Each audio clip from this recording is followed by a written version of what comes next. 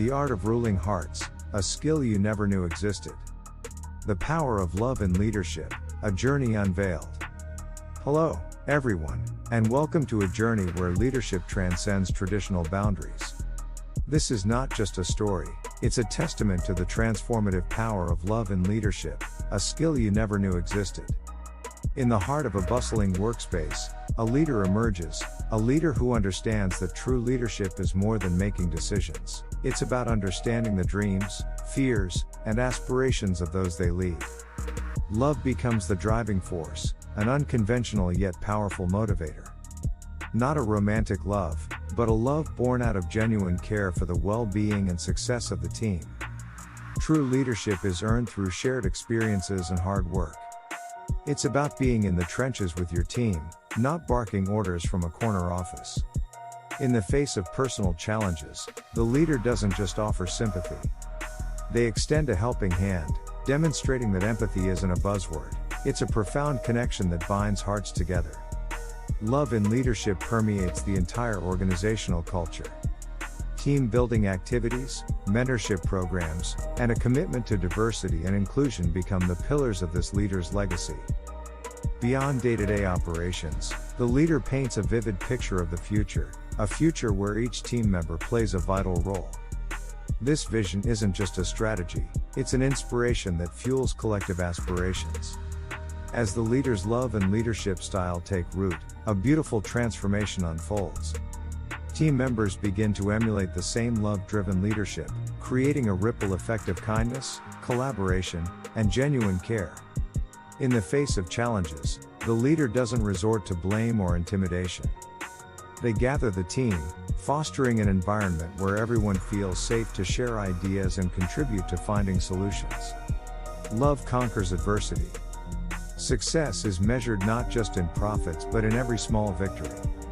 The leader celebrates these milestones with genuine joy, acknowledging and appreciating the collective efforts that lead to success.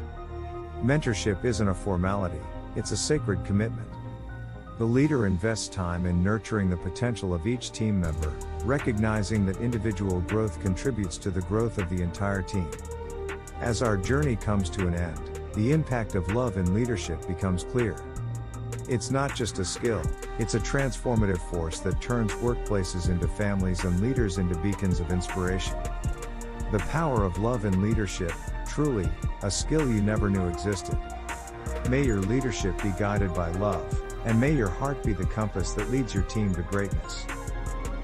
Power begins from within. If you're aware of who you are, if you're aware of what you're good at, what you're not good at, if you're able to see how emotions kind of govern your life, if you can learn what your weaknesses are and how to control them, you can't ever get complete control, but awareness is almost enough.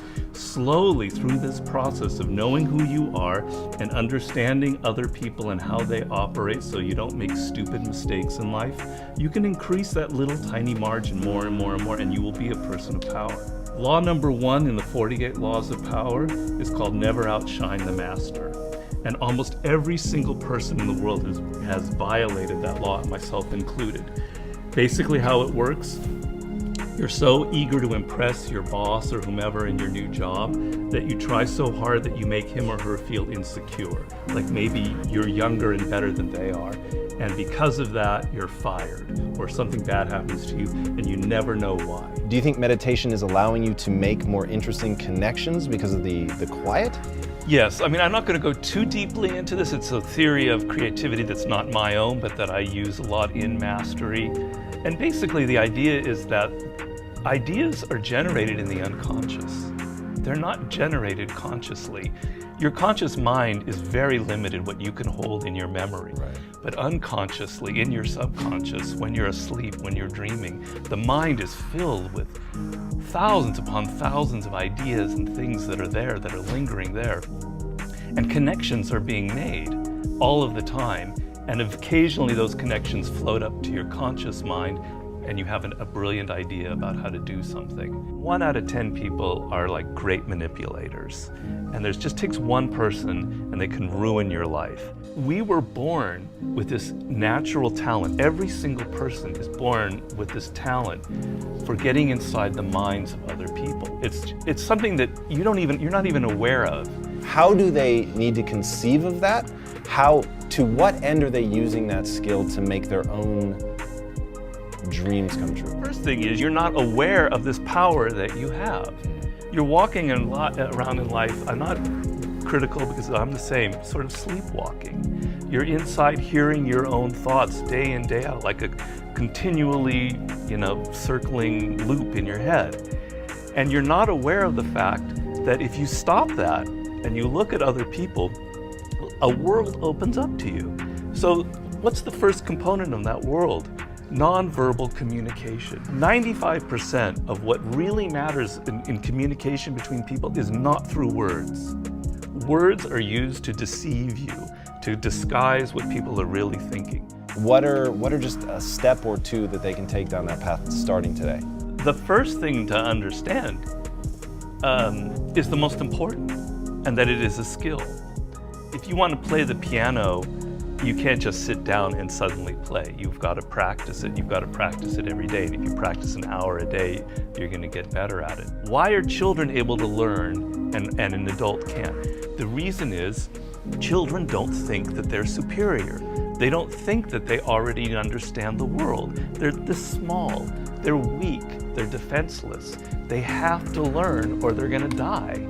They have to learn how to speak the language. They have to learn what's going on with their parents, or they're literally going to die. Do you have tricks that you use for ensuring that genius does not become a young man's game, that your books truly get better and better over time? Basically, every time I begin a book, I'm deathly afraid of failing. I feel like, it's not going to sell as well as the last book. I'm losing it. I got to go back to square one. Each project, each thing that you do in life, you have to kind of create that feeling in the gut like, I don't know if I'm going to be able to pull it off. I don't know if I can go 12 rounds with Floyd Mayweather this time. I don't know it. The secret really to success in life, I have to say, is retaining, I talk about this in Mastery, is retaining your childlike qualities. If you're completely a child, that's not going to work. Negative capability is rule number one for being a creative person. And if you don't follow anything else in Mastery, that would be enough. The ability to keep two ideas that contradict each other in your mind without feeling uncomfortable, without having to come to a conclusion. You can think about something without rushing to judgment and conclusion. You can be in the moment. You can say, well, it could be this, it could be that, it could be that. And you don't have to decide whether it's A, B, or C. You're open to adopting 3 or 4 different viewpoints. If you love music, don't quit your job and play guitar. Like, you're gonna have a hard time feeding your family. But you have advice for them. What is that advice? Yeah, but people say, live your passion. So these are cliches, and nobody changes their life based on a cliche. You've got to do hard work, and to do hard work, you have to have a roadmap. Somebody has to show you step